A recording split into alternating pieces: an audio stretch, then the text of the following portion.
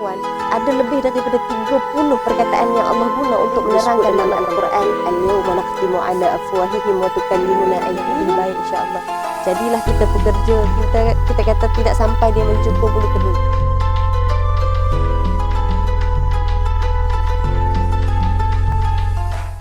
Tadi kan Ustazah ada terangkan berkenaan haid tak menentu semua tu. Bolehkah kita ni makan ubat tahan haid ni? Apakah hukum dia Ustazah? Okey. Haid ni kadang-kadang soalan ni paling banyak ditanya pada dua keadaan. Yang pertama, waktu dia nak pergi haji ataupun umrah. Ini soalan favourite kan. Kadang-kadang kita makan pil tahan haid. Dia kalau duduk saja makan pil tahan haid ni jarang. Pertama, bila keadaan nak pergi haji ataupun umrah. Ataupun yang kedua, bulan Ramadan. Kan dia tak mau tinggal puasa. Suami saya puasa penuh 30 hari Ustazah. Saya kalau saya tinggal seminggu, nanti nak qada, bila saya makan, dia buat hegeh-hegeh makan depan saya, contoh. Sakit hati dengan suami, kita pun tanya, boleh tak kalau kita nak makan pil menghalang daripada haid tu keluar? Okey, ulama kata macam ni. Dia ada dua hukum. Yang pertama, ulama kata hukum dia haram makan ubat untuk tahan haid. Bila kita makan itu hanya untuk menghalang kita daripada tinggalkan ibadah puasa. Maknanya apa? Maknanya dia nak makan dalam bulan Ramadan. Ini ulama kata haram sebab tak ada tujuan. Ulama kata walaupun kita dalam keadaan haid waktu bulan Ramadan, tak ada masalah. Haid je lah, ambil lah dia sebagai waktu untuk kita bercuti. Kan? Jadikan dia sebagai 7 hari sebagai contoh, tempoh untuk kita bertenang, ambil semangat balik, kemudian kita sambung dengan ibadah yang lebih baik lagi. Yang pertama. Kemudian yang kedua, ulama kata harus. Sebab apa? Dia ada kaedah dalam ilmu fiqh ni, al-aslu fil asya' al-ibaha. Asal bagi sesuatu hukum itu adalah harus.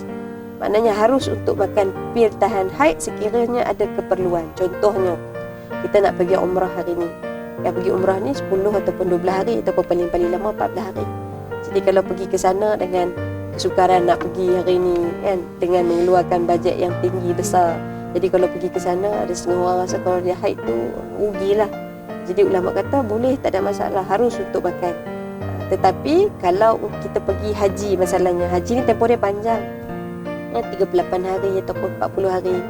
Maka kalau haji ni kita sebut kalau ada ruang untuk kita biar je haid tu keluar macam biasa, biar je. Sebab apa? Kalau kita makan pil ni dari sudut perubatannya, dia akan ada kesan pula. Kan? Maknanya nanti haid kita akan lambat, kemudian akan ada gangguan dan sebagainya, yang akhirnya akan menyebabkan kita bimbang-bimbang mudarat datang pada kita sendiri.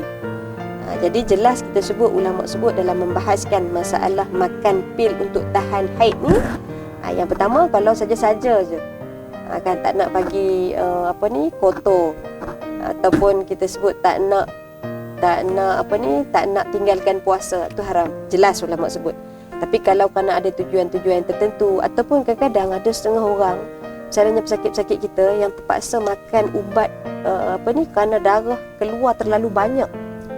Kan darah haid dia keluar terlalu banyak, maka dia kena makan pil tahan haid. Ada. Maka kes-kes sebegini ulama kata harus untuk dia makan ubat tadi kerana ada tujuan dan keperluan. Maka sebab tu Islam ni dia tidak menindas seorang perempuan. Dia tengok kondisi kita, perlu makan ubat, makan, tak ada masalah. Tapi kalau dalam keadaan biasa-biasa, tujuannya saja-saja, tu Islam larang.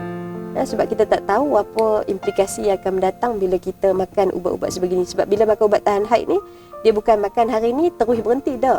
Dia ada tempoh-tempoh dia. Mungkin seminggu sebelum. Ada yang saya jumpa sebelum nikah 3 bulan sebelum dia dah kena makan dah. Jadi banyak kita sebut pertimbangan-pertimbangan yang perlu dibuat sebelum kita ambil ubat untuk kita tahan sama ada haid ataupun sebagainya.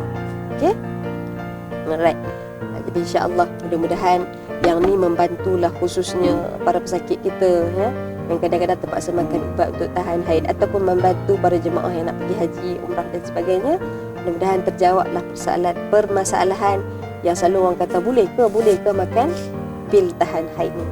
Jadi insya-Allah mudah-mudahan ini semua bantu kita untuk kita dapat ilmu dalam bidang fiqh dengan lebih baik lagi untuk kita praktiskan sebagai amal soleh dalam kehidupan kita insya-Allah.